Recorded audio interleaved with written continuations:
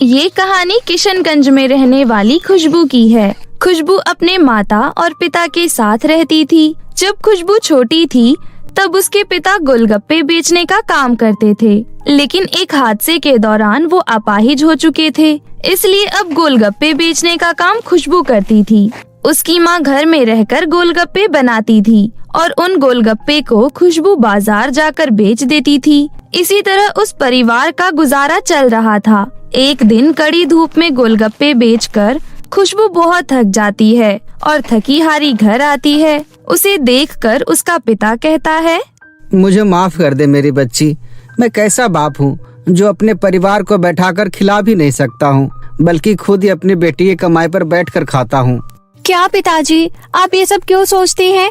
ये सब सोचना छोड़ दीजिए, एक दिन आप जरूर ठीक हो जाएंगे। अरे सुशीला, जरा खुशबू को एक गिलास ठंडा पानी तो पिला दो, बेचारी थक गई है। खुशबू की माँ खुशबू के लिए एक गिलास पानी लेकर आती है और कहती है, ले बेटी, मैंने तेरे लिए सुबह ही मटके में पानी डाल दिया था, देख कितना ठंडा हो गया है, इसे पी ले, तुझे अच्छा लगेगा। शुक्रिया माँ, आप दोनों मेरा कितना ख्याल रखती हैं। क्यों ना रखे हम तेरा ख्याल। जब तेरे पिताजी का पैर टूट गया था तब ऐसा लगता था कि ना जाने अब घर का क्या होगा, कैसे सब कुछ ठीक होगा, लेकिन तूने सब कुछ संभाल लिया। माँ बाप बच्चों को बचपन से पाल पोस कर इतना बड़ा कर देते हैं, फिर क्या बच्चों का फर्ज नहीं बनता कि जब माँ बाप पर मुसीबत आए तो उनकी मदद करे। देख रहे हैं जी, हमारी बिटिया को ये संस्कार हमने दिए हैं। हाँ सुशीला, बस इसी बात का तो गर्व है हमें। हमने एक बेटी को नहीं, एक बेटे को जन्म दिया है जो श्रवण कुमार बनकर अपने माता पिता की देखभाल कर रही है। तभी खुशबू मुस्कुराती हुई कहती है, अब आप दोनों बस भी कीजिए। आप दोनों की इतनी प्यारी प्यारी बातें सुनकर मेरी थकान ना जाने कहाँ चली जाती है। चलिए अब खाना खा लेते हैं।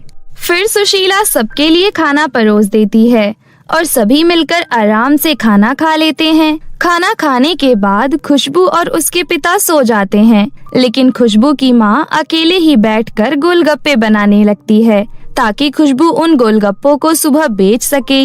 इसी तरह गरीबी में पर खुशी खुशी उस परिवार का जीवन व्यतीत हो रहा था। उन तीनों में आपस में बहुत प्यार था। एक दिन की बात है, खुशबू अपना ठेला लेकर सड़क पर गोलगप्पे बेच रही थी। आंटी, आपने 15 गोलगप्पे खा लिए हैं, इसलिए आपके 30 रुपए हुए। अरे 30 रुपए के सिर्फ 15 गोलगप्पे? बड़ी ही लूट मचा रखी है तुम लोगों ने। अपने जमाने में 1 रुपए के 5 गोलगप्पे खाते थे हम लोग।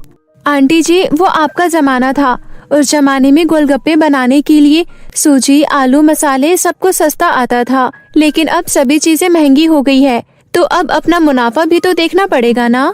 हाँ, कोई बात नहीं, ले तू अपने 30 रुपए। इतना कहकर वो आंटी चली जाती है। तब खुशबू अपने मन में सोचती है, रोज 1 या 2 ग्राहक ऐसे आ ही जाते हैं जिन्हें गोलगप्पे तो बहुत सारे खाने हैं, लेकिन पैसे कम देने हैं। खैर छोड़ो, मैं अपने काम पर ध्यान देती हूँ। वैसे भी आजकल बहुत कम बिक्री हो रही है। खुशबू ये सब सोच ही रही थी कि तभी उसके पास सरपंच की बेटी काशवी आती है। काशवी एक बहुत ही घमंडी लड़की थी। उसको अपने पैसों पर बहुत घमंड था। वो खुशबू के ठेले पर आती है और कहती है, ओए खुशबू की बच्ची, मेरी बात ध्यान से सुन। कुछ दिनों बाद मेरी शादी है और तू तो अच्छे से जानती है हम अमीर लोग साधारण तरीके से शादी नहीं करते। मैं समुद्र के बीचों बीच क्रूज पर अपनी शादी करूंगी। मेरी सभी सहेलियों को तेरे गोलगप्पे बहुत पसंद हैं, इस कारण मुझे तुझे वहाँ बुलाना पड़ रहा है। अपने गोलगप्पे लेकर क्रूज पर आ जाइयो, मैं तुझे अच्छे खासे पैसे दे दूंगी। काशवी की ये बात सुनकर खुशबू खुश हो जाती है और कहती है, हाँ काशवी, क्यों नहीं, मैं जरूर आऊंगी। खुशबू की बात सुनकर काशवी वहाँ से चली जाती है और खुशबू भी अपने गोलगप्पे बेचकर खुशी खुशी घर आ जाती है। तब उसकी माँ उससे पूछती है, क्या बात है खुशबू बेटा, आज तुम बड़ी खुश लग रही हो। हाँ बेटा, क्या हुआ है, हमें भी बताओ। खुशबू अपने माता और पिता को सारी बात बताती है कि उसको कितना बड़ा ऑर्डर मिला है। ये सुनकर उसके माता पिता भी बहुत खुश होते हैं। धीरे धीरे काशवी की शादी नजदीक आने लगती है। शादी से एक दिन पहले काशवी की माँ सुशीला ढेर सारे गोलगप्पे बनाती है। उन सभी गोलगप्पों को लेकर खुशबू काशवी के वेडिंग क्रूज पर चली जाती है। क्रूज पर समुद्र के बीचों बीच बड़े ही धूमधाम से काशवी की शादी होती है। खुशबू भी उसकी शादी एंजॉय करती है। जैसे ही मेहमानों के खाने की बारी आती है तो खुशबू सभी को गोलगप्पे खिलाने लगती है। गोलगप्पे खाकर सभी खुशबू के गोलगप्पों की खूब तारीफ करते हैं और दूसरी तरफ काशवी और उसका पति क्रूज के किनारे पर खड़े होकर अपना स्पेशल टाइम स्पेंड कर रहे थे। काशवी, ये डायमंड का हार मैं तुम्हारे लिए लाया हूँ। शादी के बाद मेरा फर्स्ट गिफ्ट। आई होप तुम्हें पसंद आया होगा। ओह माय गॉड, ये कितना खूबसूरत है और काफी महंगा भी लग रहा है। हाँ, महंगा तो है। पूरे 100 करोड़ का हार है ये। क्या 100 crore? I love you so much Vivek. तभी अचानक से काशवी के हाथ से वो 100 करोड़ का हार समुद्र में गिर जाता है, जिसके कारण सभी बहुत परेशान हो जाते हैं और काशवी भी रोने लगती है। विवेक, मुझे माफ कर दो, इतना महंगा हार मुझसे पानी में गिर गया। अब मैं क्या करूं? तुमसे एक हार भी ठीक से नहीं पकड़ा गया। मेरे 100 करोड़ का तुमने नुकसान करवा दिया। विवेक काशवी को डांटने लगता है। तभी अचानक से समुद्र के अंदर से एक जल परी निकलती है। उसके हाथ में काशवी का हीरो का हार था। अपना हार देखकर काशवी बहुत खुश होती है। तुम कौन हो और मेरा हार तुम्हारे पास कैसे है? जल्दी से मुझे इसे वापस करो। मैं तुम्हें ये हार वापस लौटाने आई थी। मैंने देखा तुम सब इसके कारण परेशान हो रहे थे, तो मैंने सोचा क्यों ना ये तुम लोगों को वापस कर दूं। ये तो तुमने बहुत अच्छा किया।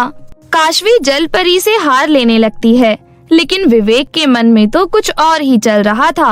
वो तुरंत जल परी के ऊपर एक जाल फेंक देता है और हंसने लगता है।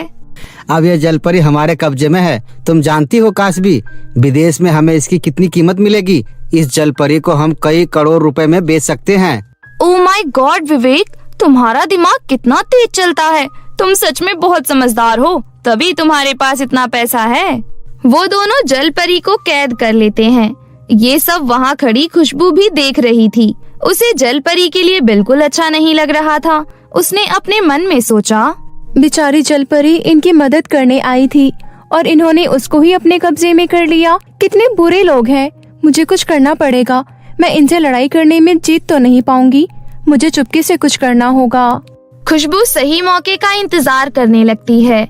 जैसे ही वो देखती है कि काशवी और विवेक की नजर उस जलपरी पर नहीं है, तो वो जलपरी को आजाद कर देती है और उसे पानी में फेंक देती है। ये करते हुए काशवी और उसका पति खुशबू को देख लेते हैं। उन्हें खुशबू पर बहुत गुस्सा आता है और वो उसे पीट कर पानी में फेंक देते हैं। कोई बचाओ मुझे, बचाओ कोई मुझे, मैं डूब रही हूँ। खुशबू डूबने लगती है, लेकिन विवेक और काशवी उसे नहीं बचाते। विवेक कहता है, मर जाने दो इस लड़की को। इस लड़की की वजह से हमें बहुत ज्यादा नुकसान हुआ है, कई करोड़ों का नुकसान। हमारे उस नुकसान का भुगतान इसे अपनी जान देकर करना होगा। खुशबू पानी में डूबने लगती है। तभी वो जल परी उसे बचा लेती है और उसे समुद्र किनारे एक टापू पर ले जाती है, जहाँ एक बहुत बड़ा आम का पेड़ था। तुम्हारा बहुत बहुत शुक्रिया जल परी। अगर आज तुम नहीं होती तो मैं मर जाती और फिर मेरे माता पिता का ख्याल कौन रखता। मैं तुम्हें ऐसे कैसे मरने दे सकती थी खुशबू। तुमने मेरी जान बचाई, तो मेरा तो फर्ज बनता है ना कि मैं तुम्हारी जान बचाऊं। तुमने मेरे ऊपर बहुत बड़ा एहसान किया है, इसके लिए मैं तुम्हें कुछ देना चाहती हूँ। ऐसा कहकर जलपरी आम के पेड़ पर कुछ जादू करती है, जिससे कि आम के पेड़ पर 3 लहंगे लटक जाते हैं। वो तीनों लहंगे बहुत खूबसूरत थे। उन्हें देखकर खुशबू कहती है, ये क्या, आम के पेड़ पर 3 लहंगे? हाँ खुशबू, ये तीनों लहंगे कोई आम लहंगे नहीं हैं। तुम इन तीनों लहंगों को घर ले जाओ, उसके बाद देखना इनका जादू। खुशबू आम के पेड़ से 3 लहंगे तोड़ लेती है। उसके बाद जलपरी अपने जादू से खुशबू को घर पहुंचा देती है। घर पहुंचने के बाद खुशबू सारी बात अपने माता पिता को बताती है। तब खुशबू के पिता कहते हैं, जो इंसान अच्छा होता है उसके साथ हमेशा अच्छा ही होता है बेटा। तुमने बहुत अच्छा काम किया। तभी पहले लहंगे में से बहुत तेज रोशनी निकलती है और खुशबू के पिता बिल्कुल ठीक हो जाते हैं और वो अपने दोनों पैरों पर खड़े हो जाते हैं। ये देखकर सभी लोग बहुत खुश होते हैं। तभी दूसरे लहंगे से रोशनी निकलती है, जिसके बाद उनका घर बहुत बड़ा हो जाता है और उनके घर में सोने के सिक्कों की बारिश होने लगती है। ये सब देखकर वो तीनों बहुत खुश होते हैं। तब सुशीला कहती है, इस तीसरे लहंगे ने अपना जादू नहीं दिखाया। ये क्या करने वाला है? तभी तीसरे लहंगे से आवाज आती है। मैं यहाँ बदला लेने आया हूँ। उस काशवी और उसके पति को मैं जिंदा नहीं छोड़ूंगा।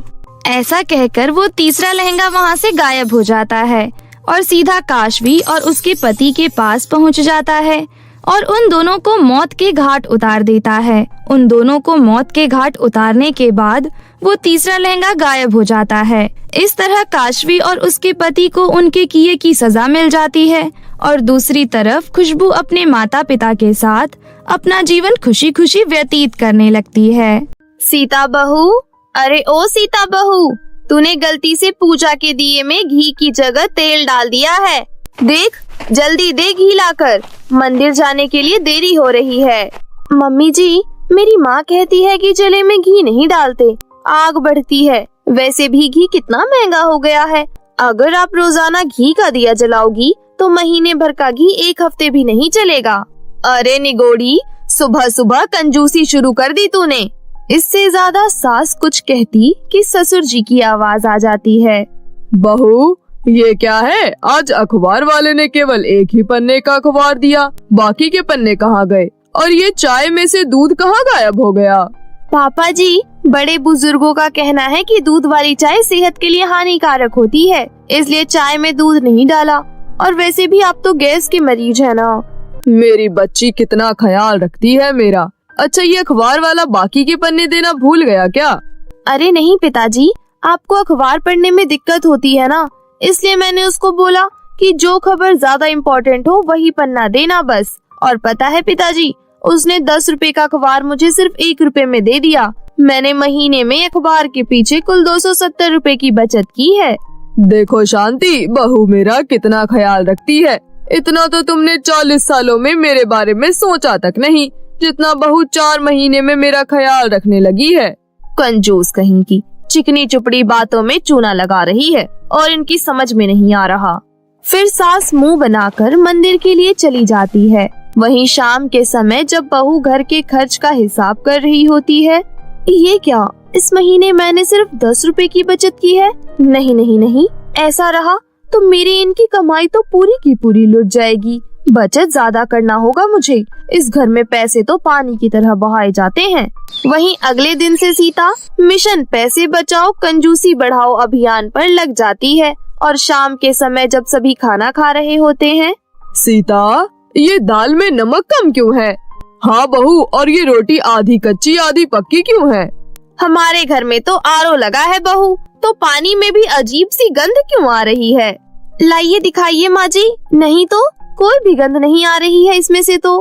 फिर बहू दाल और रोटी भी खाकर चेक करती है। पिताजी, श्याम जी, सब कुछ तो बढ़िया बना है।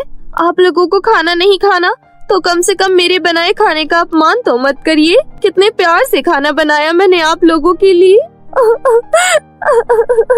अरे रो मत पगली, हम तो बस बता रहे थे।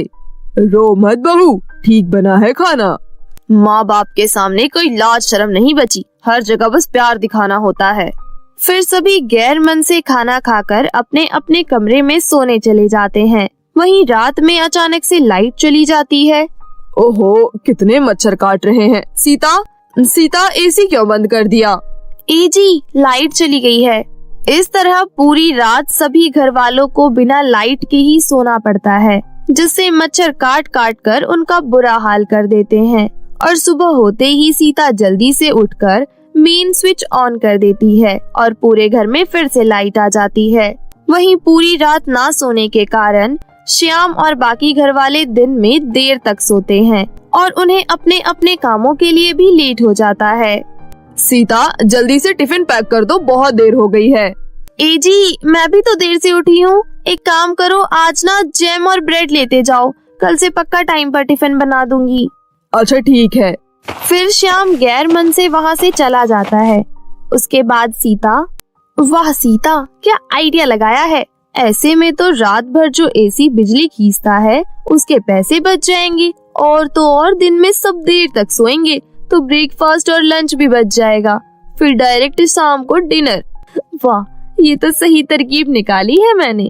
और इस तरह सीता बचत के चक्कर में दिन ब दिन कंजूसी करती रहती है। फिर एक दिन, माँ जी, मैं बाजार जा रही हूँ, राशन और सब्जी खत्म हो गई है ना। ठीक है, जा, समय से आ जाना। शाम को मेरी कुछ सहेलियाँ खाने पर आ रही हैं, तो खाने में कुछ अच्छा बना देना। ठीक है सासू माँ, आज तो ऐसा खाना खिलाऊंगी इन्हें कि कभी भी ये औरतें दूसरों के घर का बजट बिगाड़ने नहीं जाएंगी। इतना सोचकर सीता मार्केट चली जाती है। भैया, ये सब्जी कैसे दी? बहन जी 40 रुपए पाव। और वो साइड में जो सब्जी रखी है वो कैसे दी? दीदी वो तो फेंकने के लिए रखी है, आधी सड़ी गली है। अरे भैया, इतनी अच्छी सब्जी आप फेंक दोगे? ना ना ना ना ना, ये तो माता अन्नपूर्णा का अपमान करना हुआ। एक काम करो, ये लो 10 रुपए और ये सारी सब्जी मुझे दे दो। मैं तो वैसे भी फेंकने वाला था, ले जाने दो, मेरा ही काम कम हुआ। इस तरह सीता सारी खराब सब्जियां उससे खरीद लेती है और फिर राशन की दुकान पर जाती है। काका जी, सबसे सस्ता चावल, दाल और आटा हो ना, वो पैक कर दो 5-5 किलो। लेकिन बेटा, सबसे सस्ता वाला तो जानवरों के खाने में मिलाने के लिए रखा हुआ है, कुछ लोग आकर लेकर जाते हैं। हाँ तो काका, जानवरों के लिए ही तो मांग रही हूँ, लाओ अब जल्दी से। फिर सीता कम पैसों में सस्ता वाला राशन लेकर घर आ जाती है और शाम के खाने की तैयारी करने लगती है। अब जब शाम के समय सास की सहेलियां घर आती है, अरे शांति बहन, घर तो बड़ा मस्त बनाया है तूने, लाखों रुपए लगे होंगे ना? लाखों? अरे पूरे 2 करोड़ रुपए लगे हैं इसे बनाने में। ओहो, 2 करोड़ रुपए? हाँ, हम हाई क्लास लोग हैं ना, अब शहर में कोठी होना आम बात थोड़ी ना है। सही कह रही हो शांति बहन, अब जो शहर के बाहरी इलाकों में रहते हैं उनके लिए तो लाख रुपया भी बड़ी बात है। क्यों रानी और कौशल्या? हाँ हाँ, सही बात है। अब ये सब छोड़ो बहनों, पानी पियो। सूखा पानी? अरे खाने के लिए कुछ मीठा नमकीन तो लाती बहू। आंटी जी, पानी सूखा नहीं है, गीला है, देखिए ना। फिर सभी चुप हो जाती हैं और चुपचाप पानी पीकर बातें करने लगती हैं। ऐसे ही 2 घंटे बीत जाते हैं। 2 घंटे हो गए, लेकिन कुछ खाने पीने को नहीं पूछा तुम्हारी बहू ने। हाँ हाँ, माफ करना बहन, अभी आई मैं। फिर सास रसोई में चली जाती है। अरे ओ माता जी, आज खाना मिलेगा या नाक कटवाएगी मेरी? मम्मी जी, मैं बहू जी हूँ, माता जी नहीं। और आप कोई सिर्फ थोड़ी ना है जो मैं आपकी नाक काट लूंगी। अच्छा चलिए, लगाती हूँ खाना। जितनी लंबी जुबान है ना, उतना हाथ भी चला लिया कर। फिर शांति बाहर चली जाती है और बहू टेबल पर खाना लगाने लगती है। चलिए आप सभी खाना खाने आ जाइए, खाना लग गया है। फिर सीता सभी को खाना परोसने लगती है। अरे बहू, जरा टीवी तो चालू कर देना, चुगली सास बहू की सीरियल का समय हो गया है। तुम भी देखती हो? मैं भी देखती हूँ यार, कितना मजा आता है। सारे मोहल्ले की औरतें चुगली बतलाती हैं और सास बहू आपस में एक दूसरे से धोबी पछाड़ लड़ाई करती हैं। ये औरतें अपने सीरियल के चक्कर में मेरा नुकसान करवाएंगी। फिर सीता जाकर मेन स्विच का बटन बंद कर देती है, जिसके कारण एक बार फिर से घर में अंधेरा हो जाता है। ये कलमुही लाइट को भी अभी जाना था क्या? रोजाना रात को चली जाती है। लाइट तो पूरे शहर में हमेशा रहती है, अब देखो बाहर भी लाइट है, सिर्फ तुम्हारे घर की ही गई है।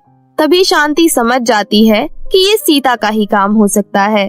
इससे पहले कि शांति कुछ कहती, अंधेरे में कुछ धड़ाम से गिरने की आवाज आती है और सभी हड़बड़ा जाते हैं। तभी अचानक से लाइट भी आ जाती है और बहू बाहर से आती है। सब देखते हैं कि रानी चेयर से नीचे गिरी बेहोश पड़ी है और उसका गला नीला हो रहा था और प्लेट के बगल में ही छिपकली गिरी हुई है। राम राम राम, ये कैसे हुआ? शांति, तूने तो हमारा धर्म ही भ्रष्ट कर दिया। अरे ये समय बातों का नहीं है, रानी को अस्पताल लेकर जाने का है, चलो जल्दी करो। फिर सभी रानी को हॉस्पिटल लेकर जाते हैं, जहां उन्हें पता चलता है कि खाने में छिपकली का जहर होने से रानी की हालत ऐसी हो गई है। यदि आप इन्हें सही समय पर ना लाती तो इनकी जान भी जा सकती थी। इतना सुनते ही सीता फूट फूट कर रोने लगती है। माँ जी, मुझे माफ कर दो, और आंटी जी आप भी, ये सब मेरी ही गलती है। जिसके बाद सीता सबको सारी बात बताती है। तब तक वहाँ श्याम और उसके ससुर भी आ जाते हैं और सभी सीता की कंजूसी के बारे में सुनकर उसे बहुत नाराज हो जाते हैं। ये लीजिए बचत के 50,000 रुपए आंटी जी के इलाज के लिए, अब से मैं कभी ऐसा नहीं करूँगी।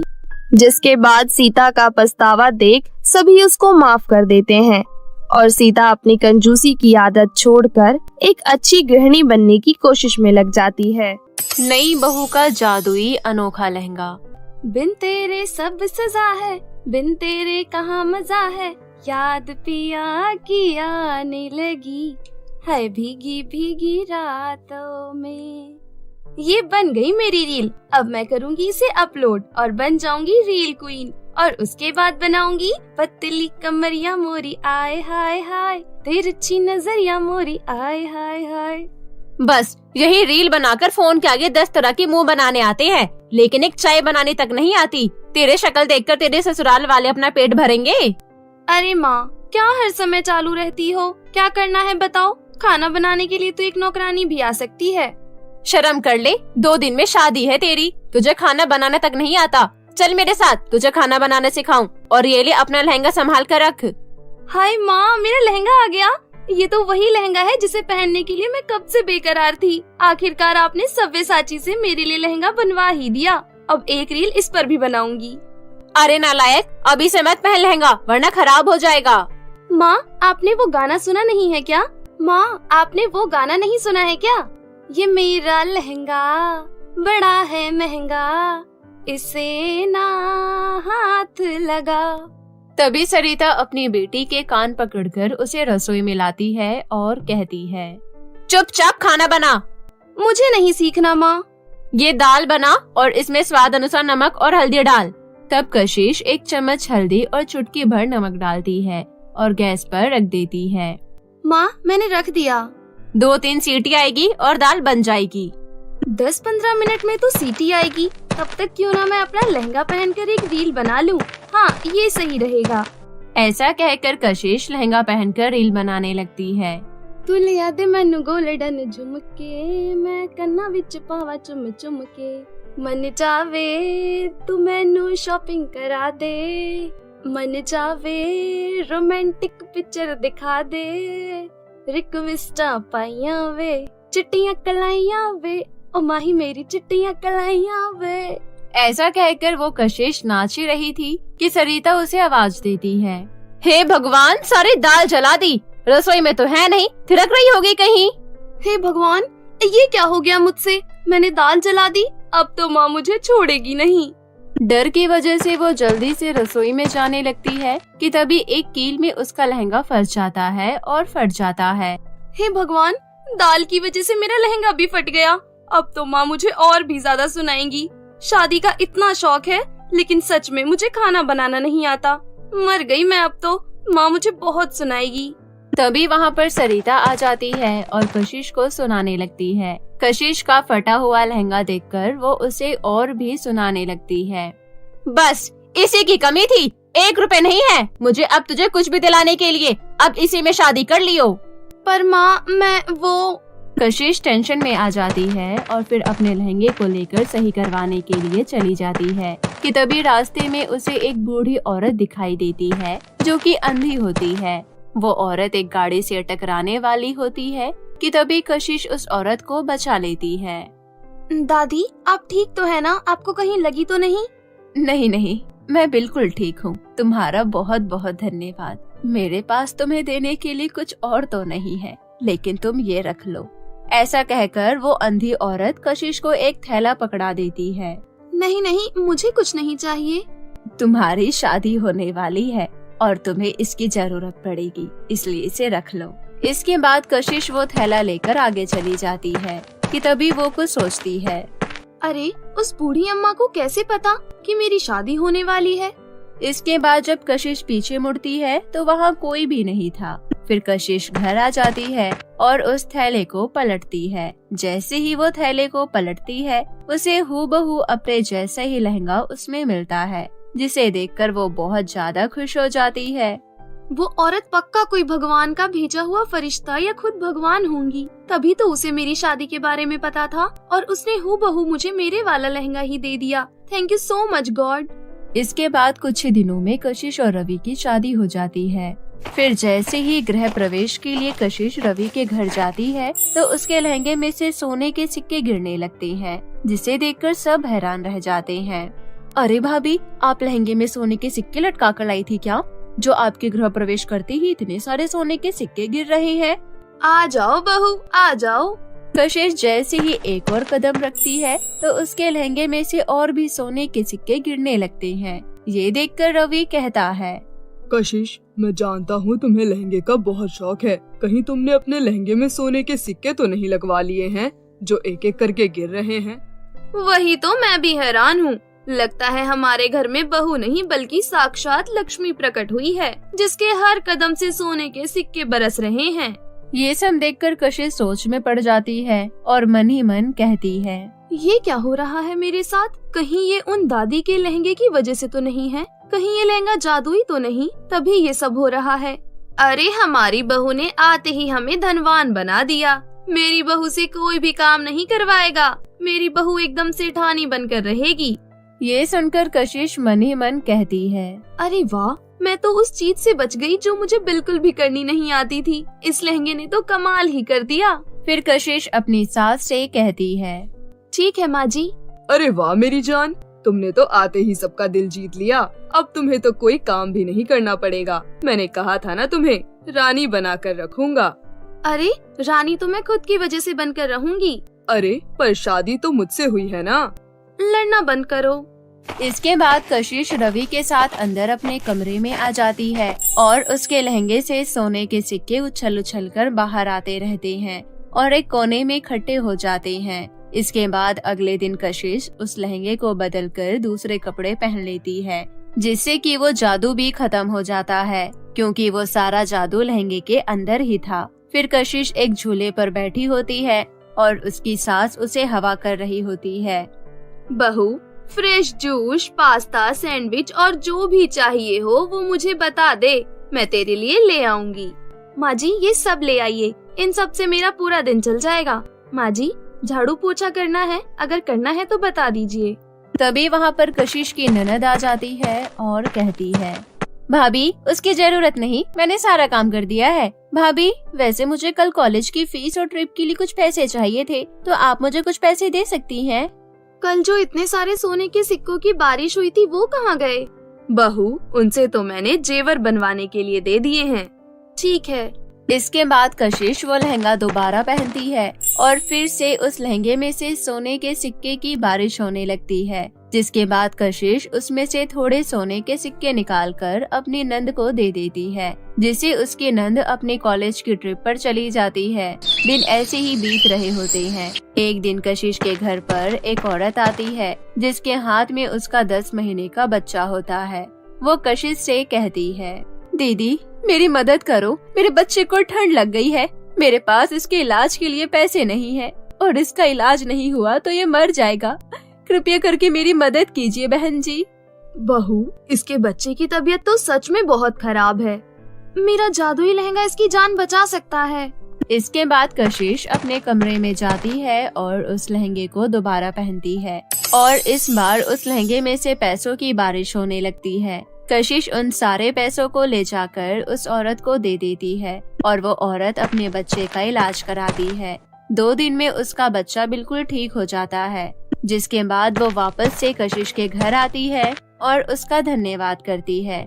अब इसी तरह कशिश अपने जादुई लहंगे से लोगों की मदद करने लगती है और साथ ही साथ अपने ससुराल में ठाट बाट से रहने लगती है।